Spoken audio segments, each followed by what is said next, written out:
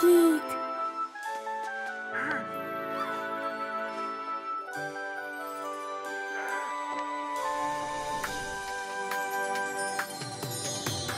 खेलूं अपने बॉल के साथ हर रोज, खेलूं अपने बॉल के साथ हर रोज। ऊपर ये ऐसे उछले, आसमां को ये छू ले। मुझे पसंद है मेरा प्यारा बॉल, खेलूं अपने बॉल के साथ हर रोज। मैं गाती जाऊं नाचूं सारा दिन, मैं गाती जाऊं नाचूं सारा दिन। मैं लिखूंगी लव सॉन्ग, दोस्त भी गाएंगे संग। मैं गाती जाऊं नाचूं सारा दिन, मैं गाती जाऊं नाचूं सारा दिन। करूंगी शेयर ये सॉन्ग अपने दोस्तों के साथ सारा दिन। गाए संग सारा दिन, पूरे साल भर मिलके गाने गाए खुशी से। गाऊं दोस्तों संग जब खेले। मैं चाहती हूँ बहुत अपने दोस्तों को, मैं चाहती हूँ बहुत अपने दोस्तों को। सब हो जाता खास जब हम होते साथ। मैं चाहती हूँ बहुत अपने दोस्तों को, मैं चाहती हूँ बहुत बहुत दोस्तों को। करूँगी शेयर ये सॉन्ग अपने दोस्तों के संग सारा दिन। गाए संग सारा दिन, पूरे साल भर मिलके गाए गाने खुशी से। गाओ दोस्तों संग जब खेले। करूँगी शेयर ये सॉन्ग मैं सबके संग। गाओ दोस्तों मेरे संग। इस गाने के लिए मैं सबको बता देती हूँ, मेरा प्यार ना होगा कम। करूँगी शेयर ये सॉन्ग अपने दोस्तों के साथ सारा दिन। गाए संग सारा दिन, पूरे साल भर मिलके गाए गाने खुशी से। गाओ दोस्तों संग जब खेले। साथ में गाओ, साथ में गाओ, हे हे।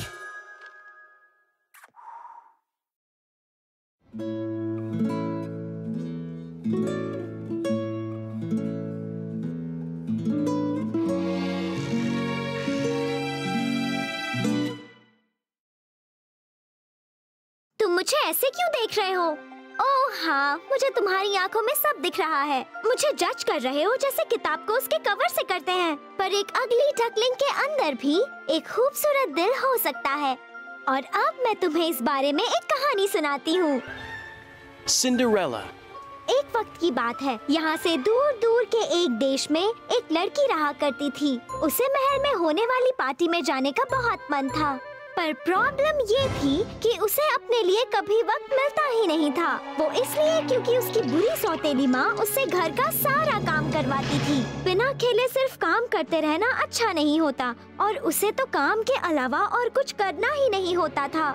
सिंड्रेला सबके कपड़े धोती, सभी के गंदे बर्तन साफ करती, और हर दिन वो फायरप्लेस साफ करती, वहाँ जमी राख को बाहर निकाल कर। और वैसे भी सिंड्रेला का मतलब ही ये होता है, नन्ही राख। दूसरी तरफ देश के राजा ने अपने महल में एक और पार्टी रखने का फैसला किया। वो भी कोई मामूली पार्टी नहीं, उन्होंने सबको इनवाइट किया। उन्होंने कहा उस पार्टी में होगी कुकीज, कैंडीज और आइसक्रीम की एक शानदार दावत, और रात भर उसमें नाच गाना चलेगा। सिंड्रेला बहुत खुश हो गई, पर फिर वो बहुत दुखी हो गई, इसलिए क्योंकि उसके पास तो सिर्फ एक ही ड्रेस थी, और वो भी बहुत ही गंदी। तो उसके पास शाही महल की पार्टी में पहनने के लिए कोई ड्रेस नहीं थी। और फिर अचानक एक अच्छी परी उसके सामने आई और बोली, मैं हूँ तुम्हारी गॉड मदर और मैं तुम्हारी मदद करूँगी। मैं तुम्हारे इस घर की फटी पुरानी ड्रेस को एक सुंदर पार्टी गाउन में बदल रही हूँ, ऐसा जिस पर से किसी की नजर ना हटे। पर तुम्हें एक बात याद रखनी होगी, जैसे ही महल की बड़ी घड़ी में 12 बजेंगे, तुम्हें फौरन वहाँ से निकलना होगा, क्योंकि तुम्हारा सुंदर पार्टी गाउन फिर से एक घर वाली ड्रेस में बदल जाएगा। सिंड्रेला फ्राइंग पैन में अपनी परछाई देखकर बहुत ही खुश हो रही थी। तभी आ गई उसकी बुरी सौतेली माँ। तुम ऐसे तैयार होकर कहाँ जाने की सोच रही हो? घर में इतने सारे अखरोट पड़े हैं, उन्हें कौन तोड़ेगा? चलो काम करना शुरू करो। सिंड्रेला ये सुनकर बहुत ही दुखी हो गई। इतने सारे अखरोट तोड़ने थे उसे। ऐसा करते हुए तो सारे दांत टूटकर खराब हो सकते हैं। अगर दांत ही ना हो तो वो पार्टी में स्माइल कैसे करती? तभी अच्छी परी वापस आई और उसने सिंड्रेला को लकड़ी के पिनोकियो जैसे दिखने वाला एक साथी दिया। उसकी नाक इतनी लंबी थी और उसका मुंह इतना चौड़ा था और दांत एक हिप्पोपोटामस जितने बड़े। ये अजीब दिखने वाला बंदा कौन है? सिंड्रेला ने पूछा। ये कोई अजीब बंदा नहीं है, ये तो है नटक्रैकर, अच्छी परी ने जवाब दिया। देखो वो कितनी अच्छी तरह अखरोट तोड़ सकता है। टक टक, और लो काम हो गया। फिर सिंड्रेला ने जल्दी जल्दी सारे अखरोट तोड़ दिए और उसे नटक्रैकर इतना अच्छा लगा कि उसने उसे अपने साथ पार्टी में ले जाने का फैसला किया। सिंड्रेला महल की ओर जा रही थी कि अचानक उसने राजा जी को देखा। ओह राजा जी, सिंड्रेला ने कहा, आखिर आप इतने दुखी क्यों हैं? राजा जी ने उसे देखा और फिर कहा, बात ही कुछ दुखी होने वाली है। मैंने महल में एक पार्टी रखी थी पर तभी वहाँ चूहे आ गए और उन्होंने मुझे बाहर निकाल दिया। तभी नटक्रैकर खड़ा हुआ और उसने इंसानी आवाज में कहा, आप रोइए नहीं राजा जी, मैं इसमें आपकी मदद करूँगा। वो अपने नाक की बांसुरी बनाकर उससे एक अच्छी सी धुन बजाने लगा और वो धुन इतनी अच्छी थी कि राजा जी उस पर मजे से नाचने लगे।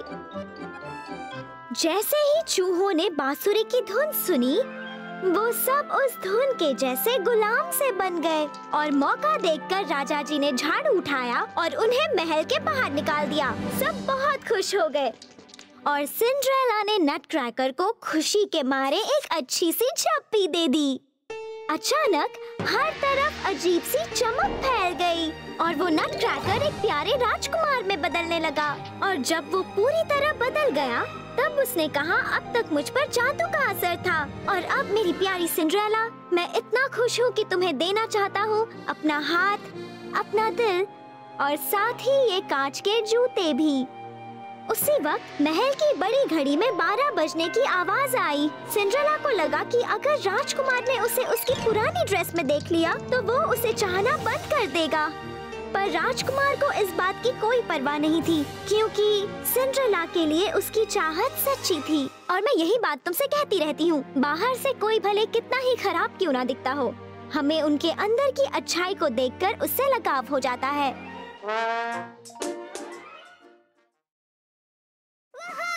उसने हाँ कह दिया, हम सब सिपाही बनेंगे अभी इसी वक्त।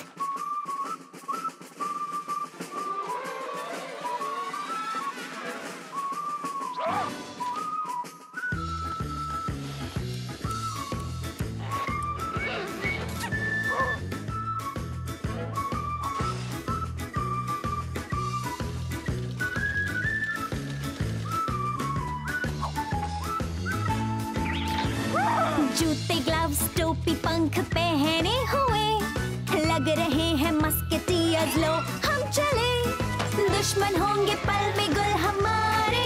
आज देख लेंगे जब वो मेरी रंग भरी मुस्ताच। मैं कर दूं सबको इम्प्रेस, फिर चाहे जो भी हो और पाऊं बड़ी सक्सेस। खेल ये जीतूं जो।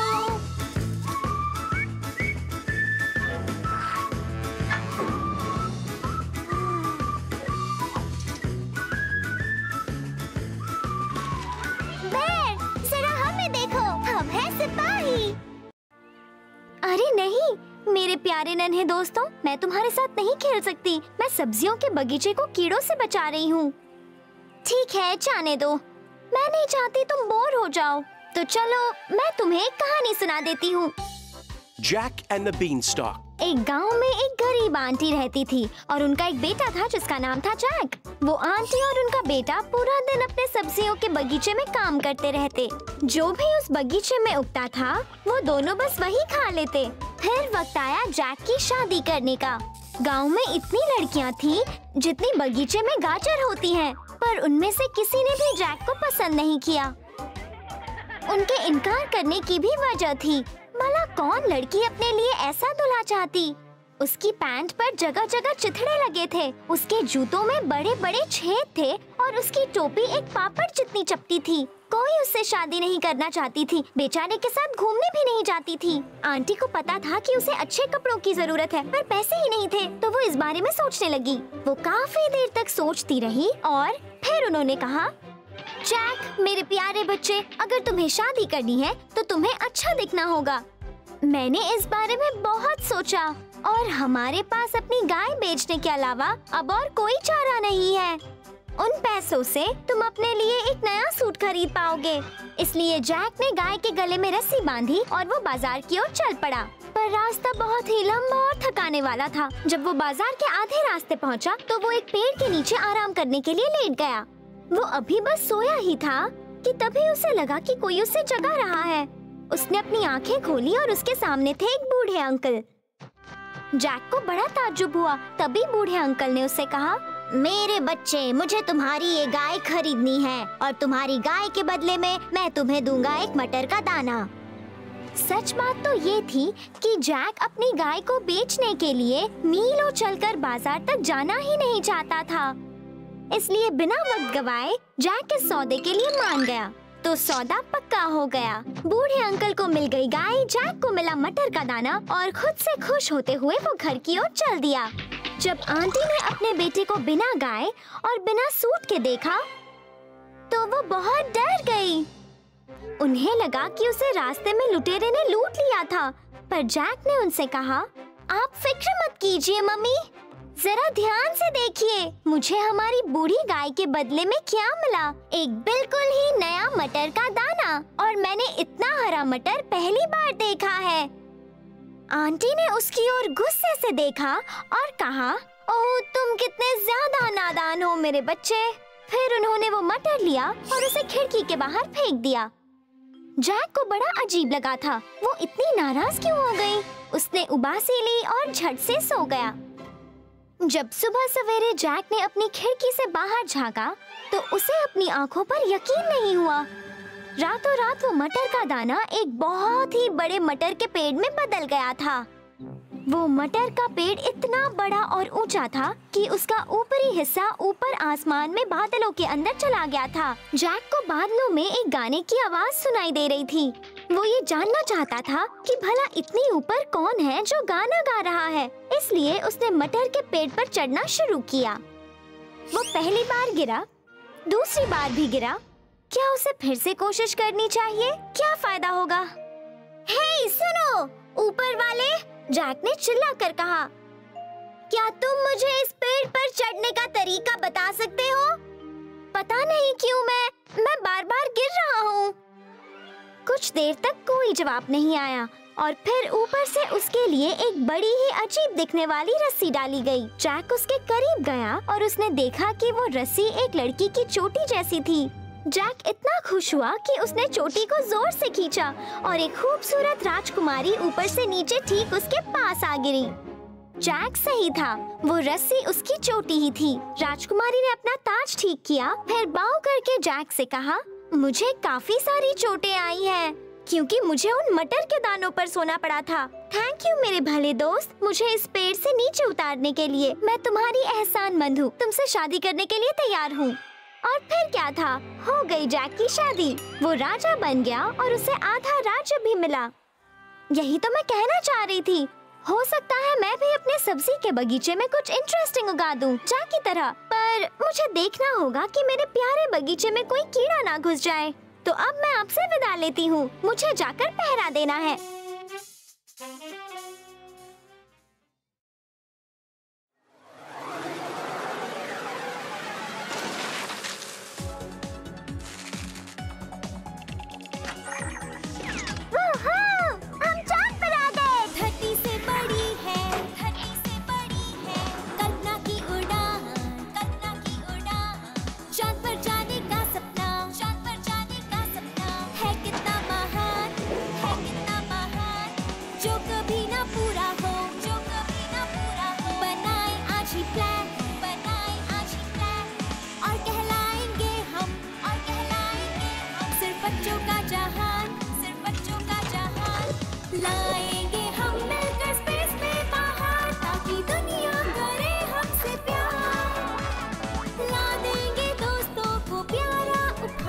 चमकता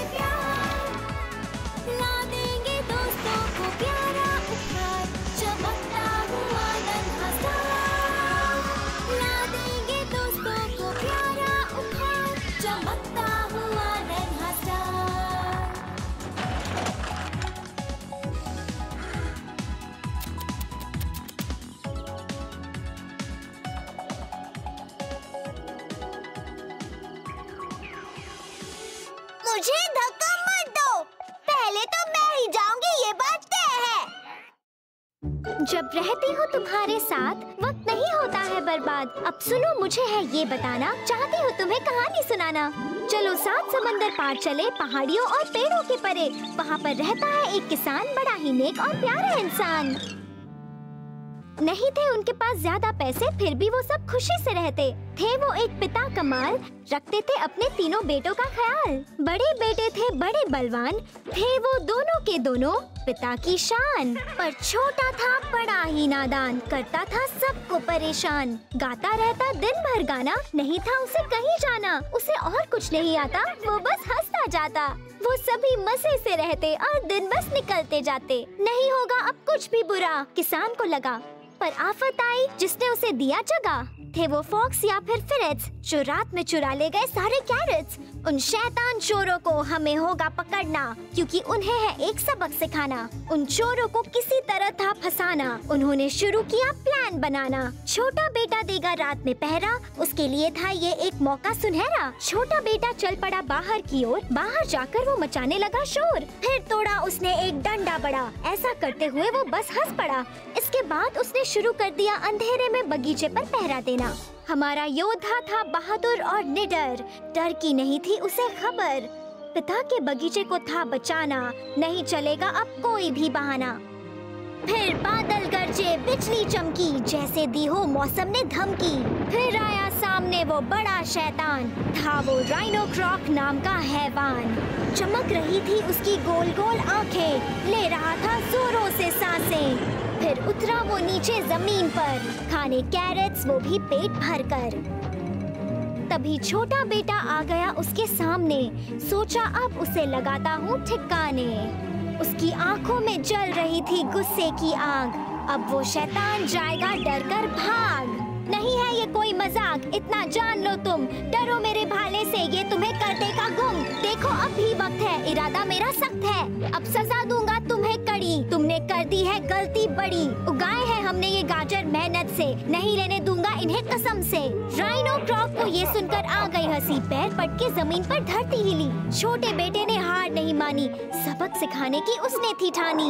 उठाया उसने अपना भाला, लगाई छलांग और राइनोक्रॉक को ढेर कर डाला। राइनोक्रॉक को लगा जोर का झटका, ओ ओ ओ, एक लड़के ने उसे था जोर से पटका।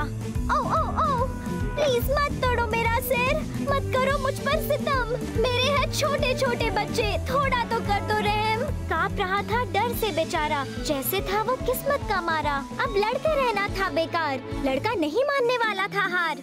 मैं हार गया, मैं हार गया, तुम हो चैंपियन, मैं ये मान गया। अब अपना भाला रख दो नीचे, हार मानकर मैं हट रहा हूँ पीछे। और अगर मेरे बच्चों में से कोई आया तुम्हारे खाने की कीमत चुकाने, कहना उसे तुम भूल चुके हो अब गलती जो की थी उसके पिता ने। फिर क्या था यारा? राइनो क्रॉप हो गया 9-2-11। फिर जो होना था वही हुआ। सामने एक अजीब सा जानवर था खड़ा। था वो बड़ा ही छोटा सा, जैसे घोड़े का छोटा बच्चा। उसके कान थे डोंकी जैसे, लग रहा था मन से कच्चा। फिर उसने कही अपनी बात, अब से मैं हूँ तुम्हारे साथ, कर सकता हूँ तुम्हारे सारे सपने पूरे, नहीं रहेंगे अब तुम्हारे ख्वाब अधूरे। लड़के को बिल्कुल यकीन नहीं हुआ, पूरी होने वाली थी अब उसकी दुआ। सपना है मेरा मैं शादी करूँ, एक खूबसूरत लड़की का पति बनूं। सुनकर लड़के का ये सपना सोच में पड़ गया घोड़ा अपना। फिर करके ऊंची अपनी आवाज उसने खोला एक अजीब सा राज। हाँ, है एक लड़की मेरी नजर में, बस तुमसे है बड़ी वो हाइट में। उसे देखे बिना कोई फैसला मत करो, बस एक बार उसे देख तो लो। आ गई सामने एक सुंदर लड़की, थी वो हाइट में काफी बड़ी। जोरों से हंसने लगी वो देखकर उस बेचारे लड़के को। फिर उसने कहा करके अपनी नाक टेढ़ी, नहीं लड़के नहीं, तुम नहीं हो पसंद मेरी। लड़की ने कहा ये सब दिखाकर रुबाब। लड़का आगे बढ़ा देने अपना जवाब, कहता हूँ मैं तुम्हारे कान पकड़, नहीं चाहिए ऐसी लड़की जिसमें हो इतनी अकड़। जरूरत नहीं है मुझे तुम्हारे जादू की, मैंने खुद ढूंढ लिया है अपना साथी। यही बनेगी अब मेरी दुल्हन और हमेशा साथ खुश रहेंगे हम, होंगे हमारे बच्चे साथ, कभी नहीं होगी कोई दुख की बात। ये थी कहानी प्यारे दोस्तों, बस ऐसे ही हंसते रहो।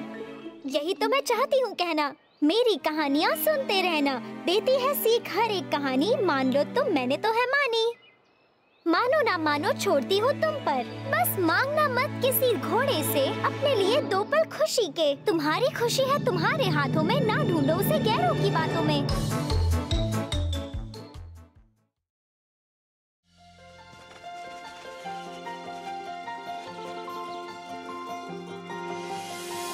पिघले बर्फ नीचे गिर के आया मौसम बारिश। देखा, वो हम दोनों के लिए सही नहीं थी। हल्के हल्के देखो पानी कैसे चलो चले का, नदियां भर के बह जाएं, पर जुदा ना हो हम दोस्त, हम सबको साथ लाएं। अब चलो हम दोनों साथ में खेलते हैं।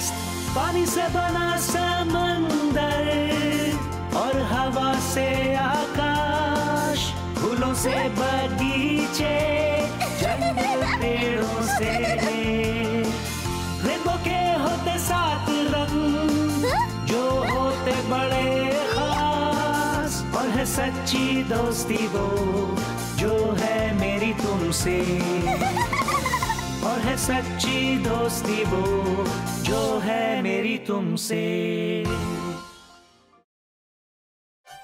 मैं खुद को आईने में निहार रही हूँ, वाह मैं कितनी सुंदर हूँ। पर सब इतने लकी नहीं होते, सिर्फ बाहर से सुंदर होना बेकार है, मतलब हमारा अंदर से सुंदर होना ज्यादा जरूरी है। जो कहानी मैं सुनाने वाली हूँ वो इसी बारे में है। एक वक्त की बात है, यहाँ से बहुत बहुत दूर Frog Princess. था एक महल, और उस महल में रहते थे एक राजा, और उस राजा के थे 3 बेटे। राजा और उनके बेटे साथ मिलकर कई खेल खेलते थे, जैसे पकड़म पकड़ाई और लुका छुपी। फिर उनके बेटे बड़े हो गए और खेलों से बोर हो गए, इसलिए उन्होंने शादी करने का फैसला किया। राजा सोच में पड़ गए कि आखिर वो अपने तीनों बेटों के लिए 3 दुल्हनें कैसे ढूंढेंगे। फिर उन्हें एक आइडिया आया, तो राजा अपने बेटों को एक खुले मैदान में ले गए और उन तीनों को एक एक तीर कमान दे दिया। तीर चलाओ, उन्होंने उनसे कहा। तीनों बेटे अपने पिता की बात का मान रखना चाहते थे, इसीलिए उन्होंने अलग अलग दिशाओं में तीर चला दिए। और फिर राजा ने उनसे कहा, अपने तीर के पीछे जाओ और ध्यान से सुनो, जहाँ भी तुम्हारा तीर गिरेगा वहाँ तुम्हें गढ़ा हुआ खजाना मिलेगा। मेरा मतलब गढ़ा हुआ खजाना नहीं, एक शर्माती दुल्हन मिलेगी। दोनों बड़े भाइयों को 2 मामूली दुल्हनें मिली, पर जब सबसे छोटे भाई, जिसका नाम था राजकुमार आइवन, ने तीर मारा था, तो वो बस उड़ता गया और एक बनी के पास आ गिरा। बनी बहुत डर गया और भागने लगा और एक चिकन पर जा गिरा। वो चिकन इस बात से इतना घबराया कि उसने डर के मारे एक अंडा दे दिया, और वो कोई मामूली अंडा नहीं था, वो एक सोने का अंडा था। वो अंडा लुढ़कने लगा और लुढ़कते हुए माउस की पूंछ पर जा बैठा। माउस ने भागने की कोशिश की, उसने पूंछ जोर से खींची और वो अंडा उछल कर गिरा और टूट गया। और पता है उस अंडे में क्या था? एक फ्रॉग। राजकुमार आइवन ने फ्रॉग को देखा और उसे अपनी आंखों पर यकीन नहीं हुआ। नामुमकिन, एक आदमी की शादी फ्रॉग से कैसे हो सकती है? राजकुमार रोने लगा।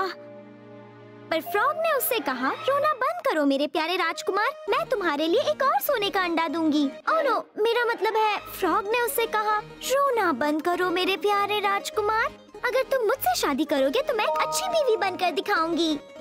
राजकुमार आइवन ने गहरी सांस ली। उसके पास और कोई चारा ही नहीं था। किस्मत से लड़ना बेकार था, इसीलिए वो फ्रॉग को घर ले आया और वो उसके महल में रहने लगी, एक पेट बनकर, जैसे कि कोई टर्टल या एक गिनी पिग। राजकुमार आइवन उसका अच्छे से ख्याल रखता था, उसके लिए मक्खियाँ पकड़ता था और फ्रॉग उसके लिए गाना गाती थी।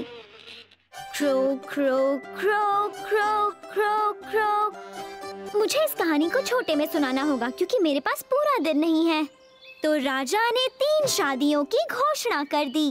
सबसे बड़े बेटे की शादी होगी एक रईस की बेटी से, बीच के बेटे की शादी होगी एक व्यापारी की बेटी से और सबसे छोटे बेटे की शादी होगी एक फ्रॉग से।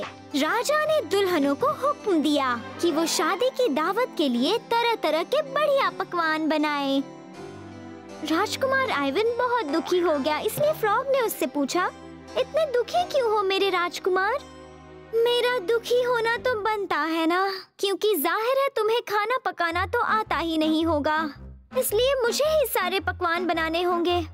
पर फ्रॉग ने उससे कहा, दुखी मत हो मेरे राजकुमार, कल एक नया दिन होगा, तो प्लीज तुम आराम से सो जाओ और फिक्र मत करो, मैं कुछ ना कुछ सोच लूंगी।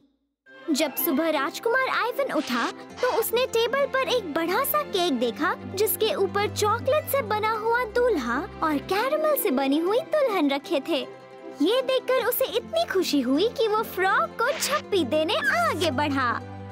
पर फ्रॉग ने उसे कहा, ओह नहीं नहीं नहीं, मैं शादी से पहले तुम्हें झप्पी नहीं दूंगी। तुम ये केक ले जाओ और जल्दी से इसे महल में पहुंचाओ, मैं पीछे पीछे आ रही हूँ।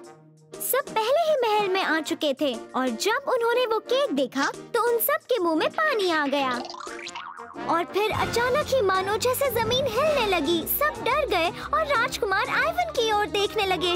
राजकुमार खुद भी डरा हुआ था और उसने खिड़की से बाहर देखा और कहा, ओह ये तो बस मेरी फ्रॉग अपनी कद्दू की गाड़ी में बैठकर यहाँ आ रही है। फिर सब शांत हो गया और फिर दुल्हा दुल्हन को एक दूसरे को गले लगाने के लिए कहा गया। शादियों में ऐसा ही तो करते हैं, गले लगते हैं और केक खाते हैं। तो फिर राजकुमार आइवन ने अपनी फ्रॉक को गले लगाया और वो एक इतनी सुंदर राजकुमारी में बदल गई कि उसे देखकर सबके मुंह खुले के खुले रह गए। और इससे हमने क्या सीखा? हमने सीखा कि हमें अपने घर के पेट्स का अच्छा ख्याल रखना चाहिए, उनका बहुत अच्छे से ध्यान रखो, फिर आपका पेट हमेशा ही खुश रहेगा और हो सकता है इससे शुरुआत हो जाए एक बहुत ही खूबसूरत दोस्ती की।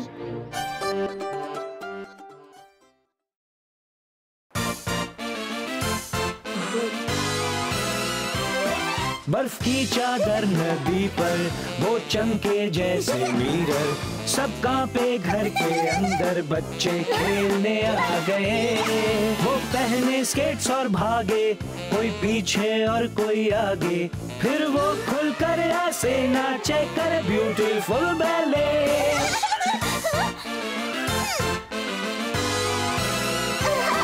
बर्फ के टुकड़े हवा में चमके देखो तारों में, हिम्मत दिखाओ जाके गर तुम्हें खेलना है ये खेल। आड़े टेढ़े रास्तों से जाकर मिलो दोस्तों से, पहले सीखो फिर देखो मैं ये कर पा रही हूँ तुम ये खेल।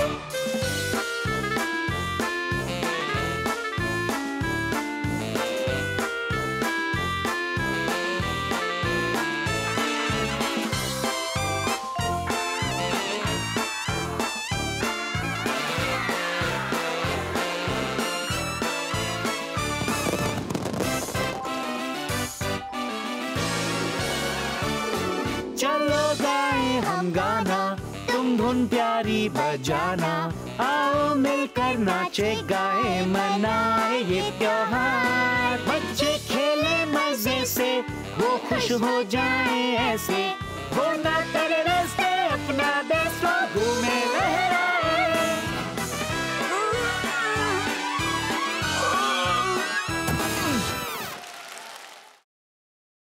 तुम सोच रहे हो मैंने फॉरेन लैंग्वेजेस सीखना क्यों शुरू किया? इसलिए क्योंकि मैं नहीं चाहती कि मेरा भी वही हाल हो जैसे इस कहानी के कैलिफ का हुआ। बस ध्यान से सुनो। Caliph Stork. एक वक्त की बात है, एक कैलिफ हुआ करते थे जिनका बगदाद पर राज था। उन्होंने कभी पढ़ाई नहीं की थी। वो बस सारा वक्त खिड़की के पास बैठकर नन्हे पंछियों का चहकना सुनकर सोचा करते, मैं कैलिफ हूँ, मैं अपने इस देश का राजा हूँ, मैं जो चाहे वो कर सकता हूँ और फिर भी मैं समझ नहीं पाता ये नन्हे पंछी चहककर क्या कह रहे हैं। कैलिफ इस बात से इतने दुखी हुए कि वो फूट फूट कर रोने लगे, एक छोटे बच्चे की तरह। तरह तरह के डॉक्टर्स को बुलाया गया और उन्होंने कैलिफ की मदद करने की कोशिश की, पर कोई भी उनका रोना बंद नहीं कर पाया। और फिर एक दिन एक अजीब सा नन्हा आदमी महल में आ पहुंचा। वो बहुत ही छोटा था पर उसकी नाक थी बड़ी ही लंबी, उसके कान डोंकी जैसे थे और उसकी पगड़ी से बाहर आ रहे थे और उसके कंधे पर बैठा हुआ था एक पैरट। ओह कैलिफ, मैं आपकी मदद करने आया हूँ। उस नन्हे आदमी ने कहा, मुझे पता है आपको फिर से खुश करने के लिए क्या करना होगा। ये फल खाइए, एक गुलाटी मारिए और फिर जोर से चिल्लाइए, मैराथन। ओह नो, आप चिल्लाइए माटाडोर। नहीं, माटाडोर नहीं। वो फौरन शब्द क्या था जो उन्हें कहना था? ओह, याद आ गया। एक गुलाटी मारिए और फिर जोर से चिल्लाइए मुत्तबोर। फिर आप जो चाहे उस जानवर, पंछी या मछली में आसानी से बदल पाएंगे और बदलने के बाद आप समझ पाएंगे कि वो जानवर क्या बोल रहे हैं। पर याद रहे, अगर आप हंसे तो आप मुत्तबोर शब्द भूल जाएंगे और फिर कभी वापस इंसान के रूप में नहीं बदल पाएंगे। कैलिफ ने तुरंत ही वो फल खा लिया। उन्होंने गुलाटी मारी और फिर कहा, मुत्तबोर, मैं बनना चाहता हूँ एक स्टॉक। और बूम, कैलिफ ने खुद को आईने में देखा। उनकी नाक की जगह पर थी एक चोंच, उनकी गर्दन हो गई थी लंबी और सिर हो गया था छोटा। उनके पैर लकड़ियों जैसे थे और उनकी एक छोटी सी पूंछ भी थी। वो पूरी तरह बदल चुके थे और ना चाहते हुए भी कैलिफ को जोरों की हंसी आ गई और जाहिर था वो उस अजीब से फॉरेन शब्द को भूल गए थे पल भर में। कैलिफ स्टॉक ने अपनी चोंच हिलाई, कुछ गुलाटियां मारी, पर वो फिर से एक इंसान में बदल नहीं पाए। फिर वो नन्हा आदमी उनके सिंहासन पर जा बैठा और कैलिफ से बोला, तुम्हारा राज अब खत्म हुआ मेरे नन्हे पंछी, अब मैं बगदाद का राजा हूँ। मुझे वो कैलिफ वाली पगड़ी दो अभी। तब जाकर कैलिफ स्टॉक को एहसास हुआ कि उस आदमी ने उन्हें धोखा दिया था और वो फिर से रोने लगे, वो भी पहले से ज्यादा जोर से। ठीक है, रोना बंद करो। उस नन्हे आदमी ने कैलिफ से कहा, मैं तुम्हें 1 घंटे का वक्त देता हूँ। अगर इस वक्त में तुमने मेरा नाम का पता लगा लिया तो तुम फिर से एक इंसान बन जाओगे। कैलिफ बड़ी मुश्किल में थे, मैं भला उसके नाम का पता कैसे लगा पाऊंगा। उसी वक्त वो पैरट आकर कैलिफ के पास बैठी और उसने धीरे से कहा, मैं तुम्हें उस नन्हे आदमी का नाम बताऊंगी, पर बदले में तुम्हें मुझसे शादी करनी होगी। ओह नो, मेरे साथ ऐसा बिल्कुल भी नहीं हो सकता। एक स्टॉक की शादी पैरट से नहीं हो सकती, पर उनके पास और कोई चारा भी नहीं था। और फिर उस पैरट ने कैलिफ से कहा, अब मेरी बात को जरा ध्यान से सुनना, पर खबरदार जो तुम फिर से हंसे तो। वो बड़ी नाक वाला नन्हा आदमी असल में एक शैतान जादूगर है। वो अनपढ़ लोगों को जंगली जानवरों में बदल देता है और ये है उसका नाम, रम्पलस्नाउटस्किन। जैसे ही कैलिफ स्टॉक ने ये सुना, वो तुरंत ही उस शैतान जादूगर के पास गए और वो शैतान जादूगर पैर पसारकर उनके सिंहासन पर बैठा हुआ था। और फिर कैलिफ ने चिल्लाकर कहा, हे सुनो रम्पलस्नाउटस्किन, मेरे सिंहासन से नीचे उतरो। शैतान जादूगर ये सुनकर चौंक गया। तुम्हें मेरे नाम का पता कैसे चला? और उसे इतना गुस्सा आया कि वो वहीं पर फट गया। शैतान जादूगर के फटने के साथ ही उसके किए हुए जादू का असर भी चला गया और कैलिफ स्टॉक फिर से एक इंसान में बदल गए। उन्होंने पैरट की ओर देखा और उन्हें अपनी आंखों पर यकीन नहीं हुआ। एक पल पहले जहाँ पैरट खड़ी थी, उनके सामने खड़ी थी खूबसूरत राजकुमारी जैस्मीन। कैलिफ बहुत खुश हुए। उन्होंने उससे शादी की और शादी के तुरंत बाद वो स्कूल जाकर पढ़ाई करने लगे ताकि वो फिर से कभी एक जानवर में ना बदल पाएं। मैं यही कहना चाह रही हूँ, अगर आपको फॉरेन लैंग्वेजेस आती हो तो आप कई मुसीबतों में फंसने से बच सकते हैं।